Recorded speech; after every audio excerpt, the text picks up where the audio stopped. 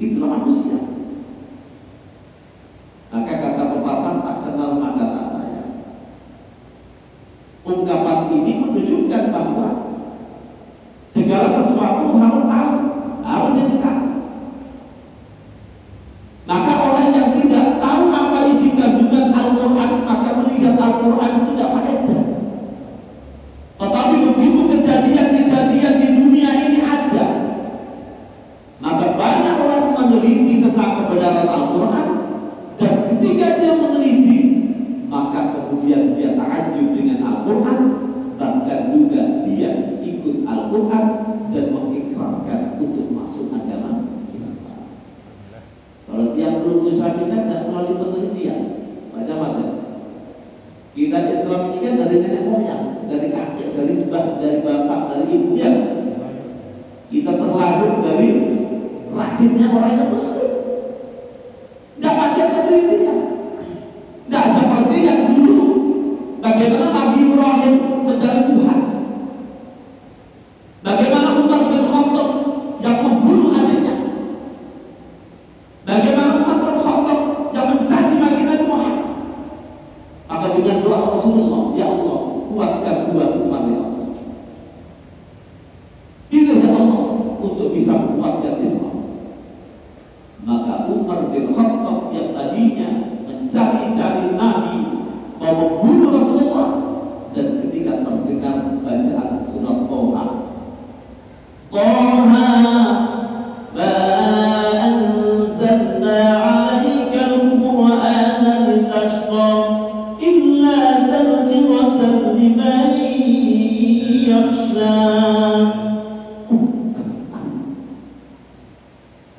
Ini kalimat tidak pernah didengar. Banyak orang yang ahli syahid, tetapi kata Umar ini kalimat dari mana kalimat ini? Maka bisa menggetarkan, merontokkan hati Umar. Maka bilang sama dia, tunjukkan di mana Muhammad. Jadi Al-Quran yang diturunkan oleh Allah Nabi Muhammad, Toha, disebut oleh Al-Quran. Jadi Quran diturunkan kepada Nabi itu apa? Bagi orang-orang yang takut. Ini ada tadhkirah, ini ada peringatan. Bagi siapa? Orang yang takut kepada Allah. Maka Sayyidina Umar langsung luluh. Kemudian dia menjadi seorang sahabat ahlul jannah, dijamin Rasulullah, dan bahkan juga menjadi pendobrak Islam. Maka para jemaah sekalian, ini pelajaran penting. Ketika kita melihat ada orang yang berbeda agama dengan kita, jangan kita benci, kita doakan, ya Allah, mudah-mudahan Kau tunjukkan dia dan Kau kuatkan keimanannya. Jangan dibenci. Inilah Al-Quran. Dan para jemaah sekalian rahimahumullah, hudan linnas wa bayyinatin minal huda wal furqan. Makanya ketika Al-Quran ini disampaikan Allah kepada baginda Nabi dan diinformasikan sebagai petunjuk umat manusia, maka Nabi mengajarkan kepada kita, ayo umatku ikuti Al-Quran, ayo umatku baca Al-Quran. Maka sikap umat Islam terhadap Al-Quran jelas, sebagaimana ditekankan oleh Rasulullah Sallallahu Alaihi Wasallam dalam satu hadis. Nabi Sallallahu Alaihi Wasallam mengatakan, "Man qara'a al-Qur'an fastadhkara fa ahalla halalan wa harrama haraman adkhalallahu jannah." Kata Nabi, barang siapa saja yang membaca Al-Quran, kemudian dia mengatakan Quran mengatakan halal, dia lakukan halal. Quran mengatakan haram, maka dia haram. Tapi sebelumnya al-tadabur adalah memahami, meneliti, mempelajari Al-Quran, mentadabburi Al-Quran. Maka Nabi mengatakan, adkhalallahu jannah, Allah akan memasukkan ke dalam surga. Nah, para jemaah sekalian, dari hadis singkat ini ada 3 hal yang harus kita ambil pelajaran. Yang pertama apa? inilah sikap kita terhadap Al-Quran. Yang pertama adalah kalimat Al-Quran. Siapa yang membaca Al-Quran?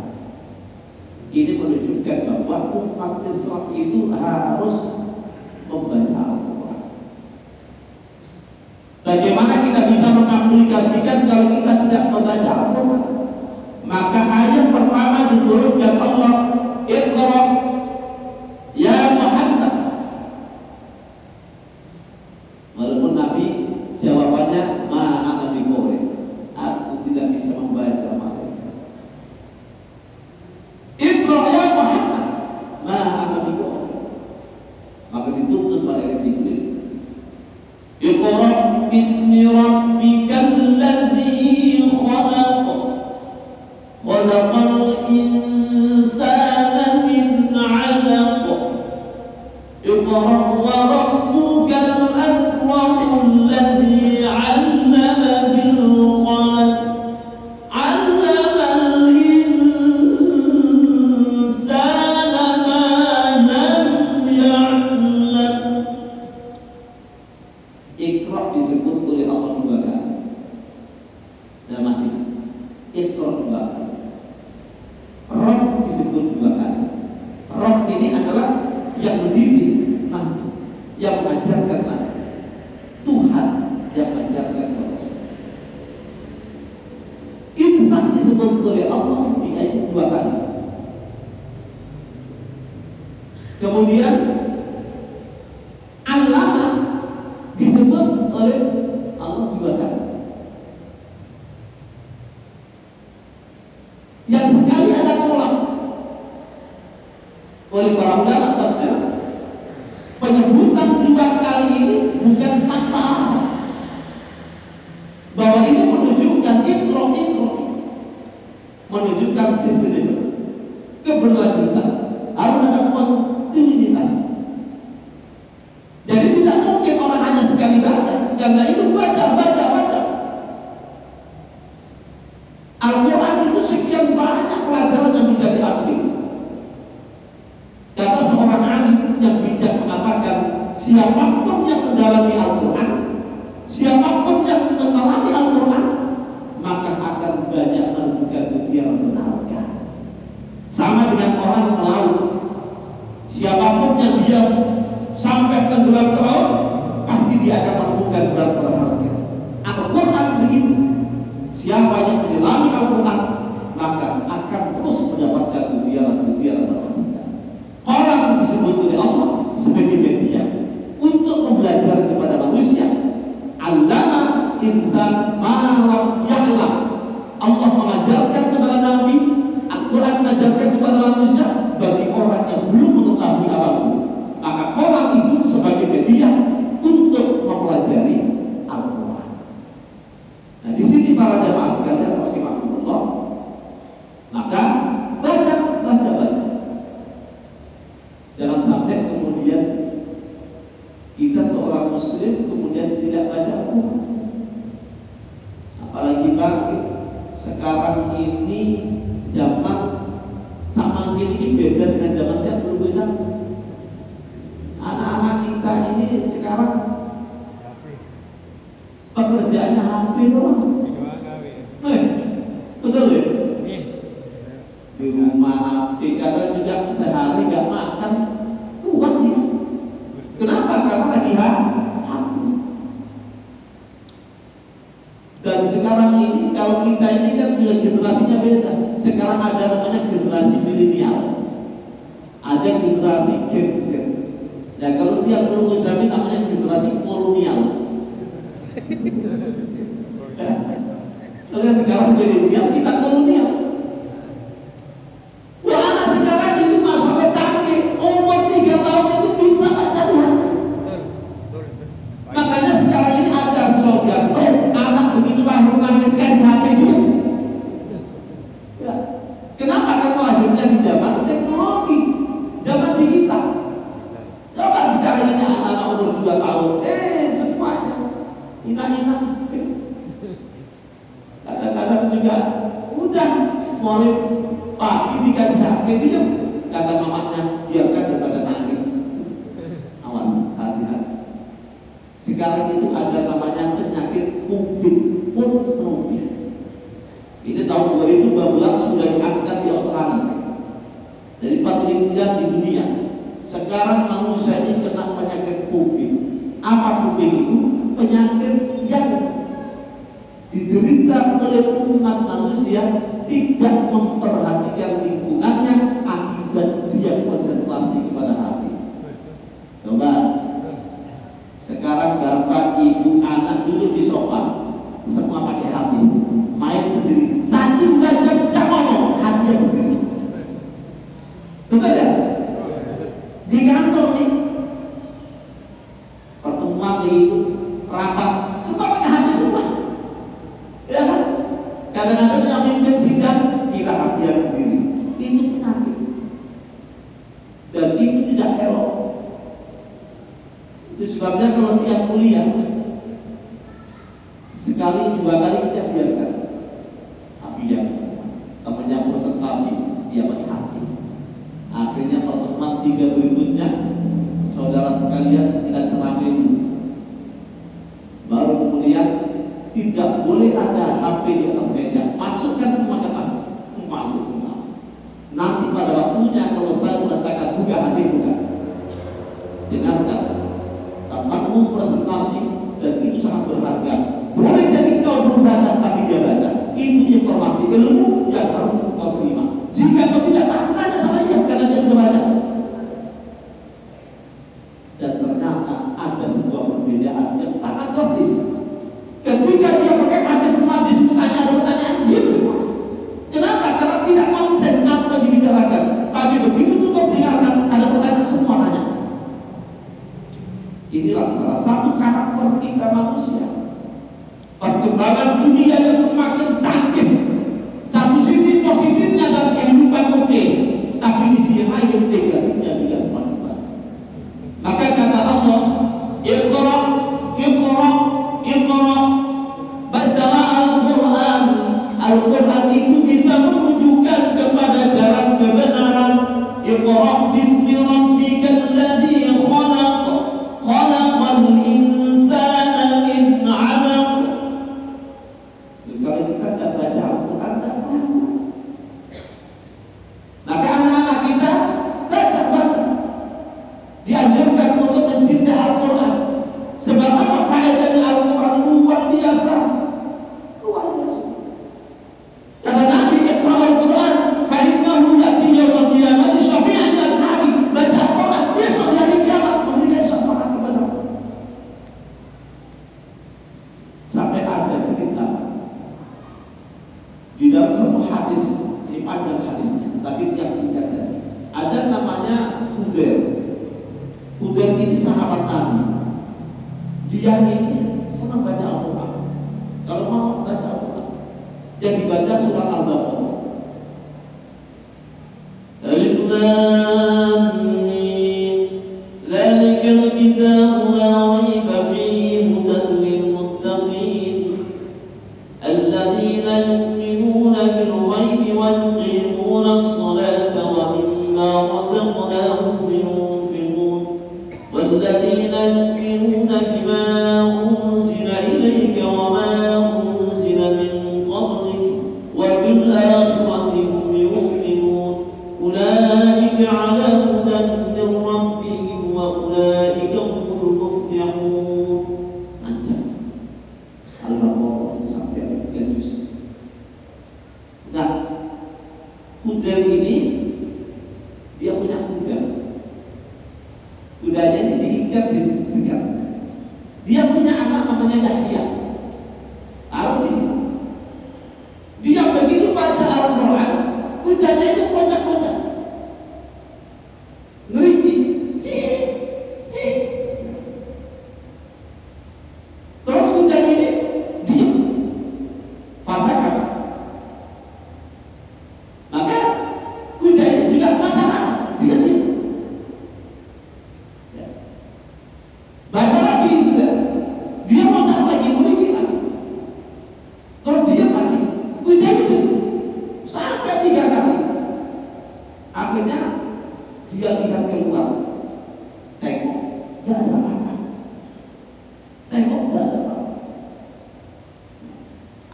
dia pernah ajarkan ke langit, dia minta kepada Allah, mudah-mudahan tidak ada masalah dan anak yang di sebelahnya tadi Yahya itu selamat dan baik. Terus menjelang subuh, setelah baca Al-Quran, dia melihat keluar, ternyata ada yang namanya cahaya dan tidak pernah dia lihat marah, tidak pernah dia lihat apa ini.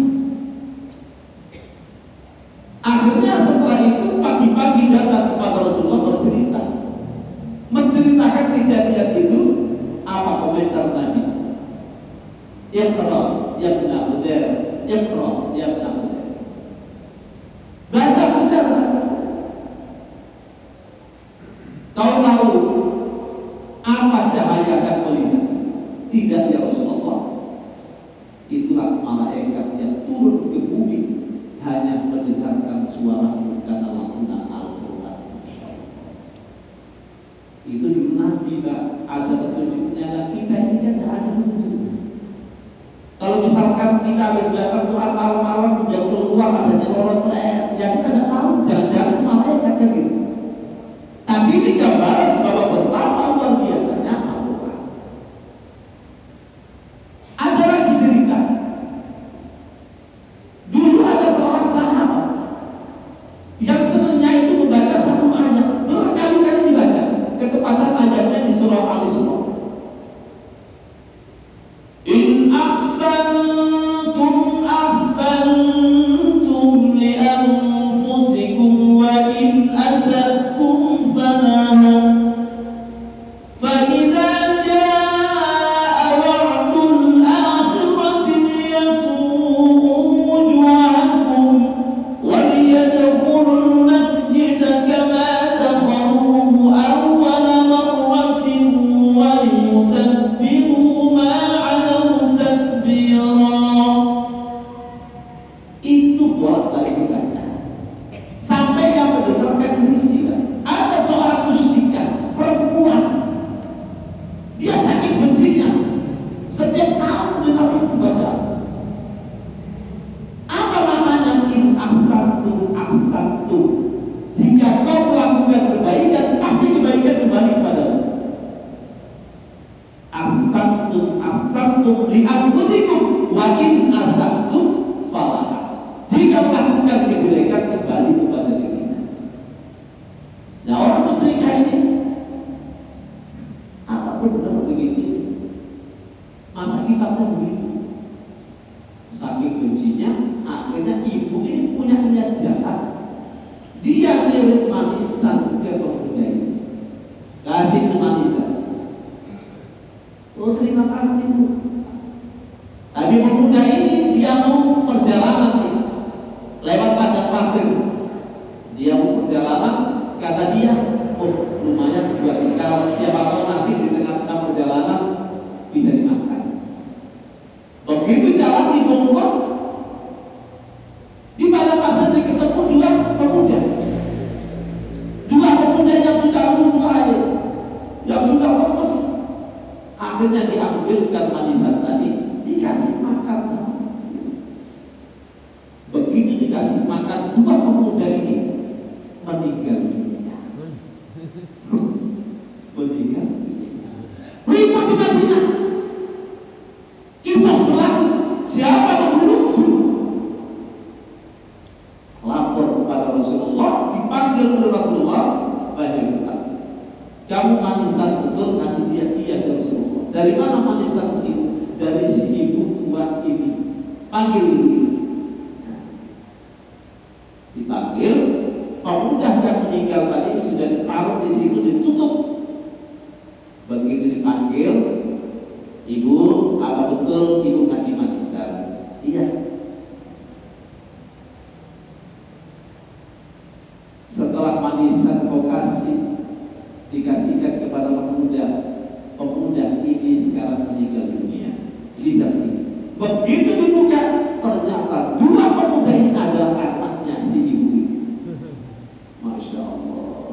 Dia tangis dan dia sampaikan, ya Muhammad, apa yang dibaca oleh pemuda itu ternyata betul.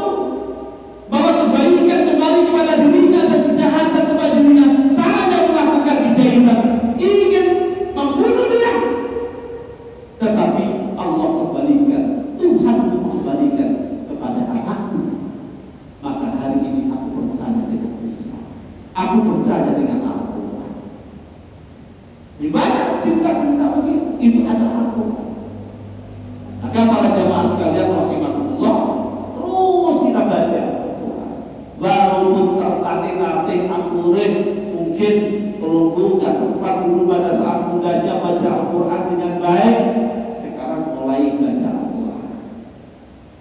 Karomahnya Al-Quran ini Masya Allah.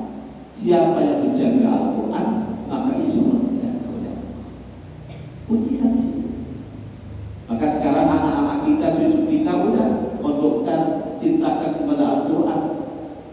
Ya, para hafizul Quran, anak-anak kita walaupun mungkin kita tidak bisa menghafalnya 30 juz, hanya juz 30, anak kita yang 30 juz. Sebab apa? Nanti dia akan bisa memberikan syafaat kita. Jadi pertama kata Nabi, maqra Al-Quran, yuk jadilah orang yang cinta membaca Al-Quran. Yang kedua, para jamaah sekalian rahimakumullah, kata Nabi fakta haram. Yang kedua adalah mempelajari, memahami ayat Al-Quran, mentadabburi ayat Al-Quran. Sudah lewat.